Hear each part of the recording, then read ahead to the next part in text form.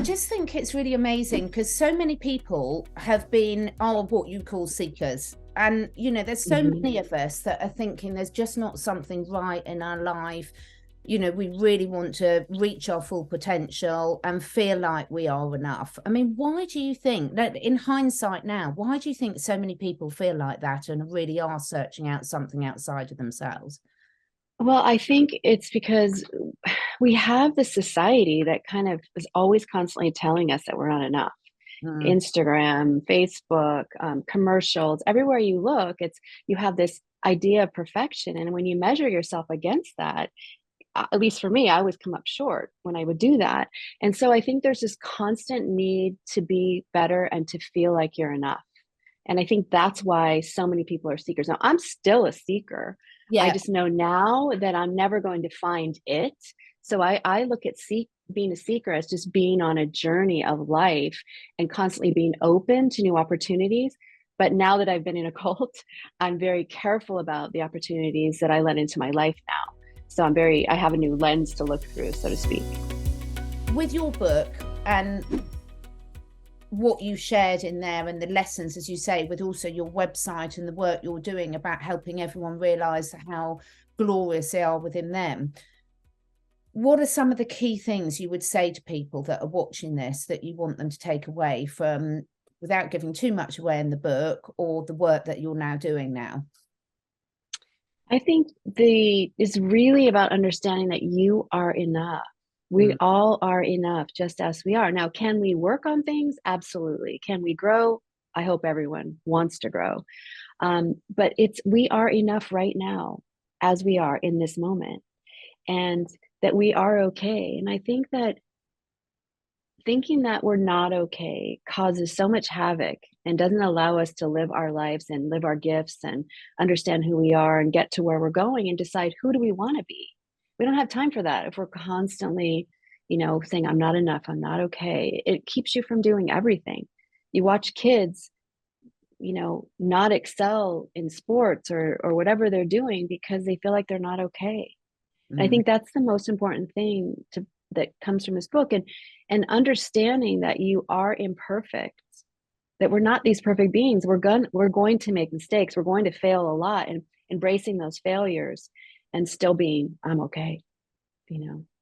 It's lovely. And with this outlook on life that you've got now, have you noticed your outer world changing in response to that inner confidence? Very much so. I also, interestingly enough, relationships have changed a lot. Some have come, new ones have come in, which has been absolutely amazing, and some old ones have gone out the door, and I've been okay with that kind of ebb and flow because as we change as people, our vibration changes, right? And so we're attracted to different people and different things, and you only have so much room in your life, and you want the people around you who are going to support, and you can support them, and it's an equal back and forth. And so that's what I've really been experiencing since all of this, and it's all been very positive. Brilliant. Letting go is hard, but it is also part of life. Yeah. Yeah. Yeah. And some of the things that really hit home for me is when you were talking about when your son was really small and Mhm. you moved to a new area and a new school and trying to sort of fit in with the other school mums and everything. And I think every parent can identify with that. But looking back at that areas of your life and looking at where you're at now, what advice would you give to people that are going through that right now?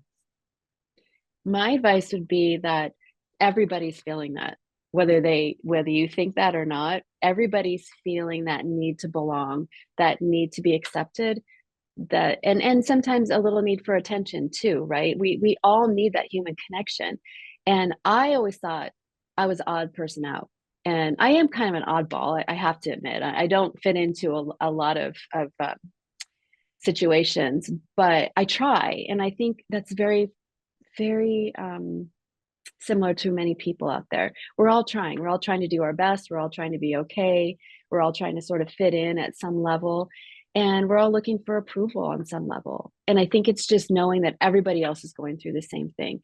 But I think the most important thing that I learned is that no matter where I'm at, what I'm doing, I'm okay and I'm enough. Even if someone else doesn't think so, I know I'm enough. And I think that's really one of the most important things that we bring to the table is ourself, just as we are. Yeah, that's amazing.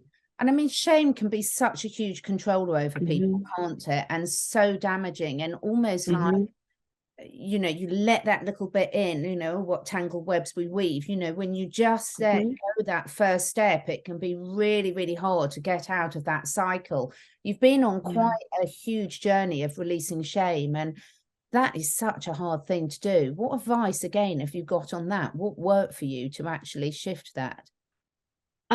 Well, I think the shifting the shame part is understanding that every single person on this planet has made mistakes. Everyone. And that no one really likes to admit it. Of course, we hide that, we don't talk about it. And you don't necessarily have to go out and announce it to the world, but if you can understand that being human, part of being human is being imperfect. And so when you have something very shameful, it's kind of like that can follow you around, right? It can define you. But if you understand that the shame part of the mistake is really something that you've decided that it's shameful, right? It's, you know, it could be bad, it could be, you know, unnerving, it could be a lot of things, but you decide whether it's shameful or not. And I think for me, once I decided that, you know, everyone else may think that I should feel shame, but I'm not going to feel shame anymore. I'm going to feel educated. I'm going to feel wise. I'm going to feel like I want to help other people with this. I chose to do with that a lot of different things besides shame. And I think it's a choice. You can choose to feel shameful or you can choose to feel and do other things. And that's what I decided to do. I just left it at the door. It didn't serve me. It doesn't serve anyone. And I think that's what the most important thing that I learned from this is that shame does not serve anyone. It's so true, because when you're carrying that around, it's such a huge burden that affects every aspect of your life. And we all know people that quite freely talk about all aspects of their life. And sometimes it can be, you know, shy people can cringe away, but when they're not carrying that, it's a lightness to them, and you show up in the world very differently, don't you? It's very empowering. Yeah, Very it's an empowering type of thing. If you can really let go of worrying about what other people think about you, because A, you cannot control it. You can't control anything that anybody thinks about you. And spending all that time doing song and dance, trying to get to control it, you're not going to be focused on your life and where you're going and what you want to achieve, because you're so focused on the song and dance of trying to control someone's opinion of you. It is so freeing to be able to drop that at the door, I'm telling you. Yeah, and particularly for, you know, I think youngsters nowadays have got such a tough time of it with everything on social media. With, I mean, at least when we were younger, there wasn't much photographic evidence of what we got up to. Now you can't get away from anything, can you? And you know, you're constantly seeing completely false parts of other people's lives that you're then comparing yourself with. That joy for life and that simplicity, are you coaching others in that now? Is that part, are you still coaching? I do a little bit of coaching right now. I'm really focused on speaking and getting out more to the masses and helping people really embrace being an imperfect human being, but yet in that imperfection, there's this glorious essence that we have, and really, and being able to touch into that we all have it. Like, we're all born with it. We all have it. It's just, you have to remember that it's there and reach down and grab it. Yeah, absolutely.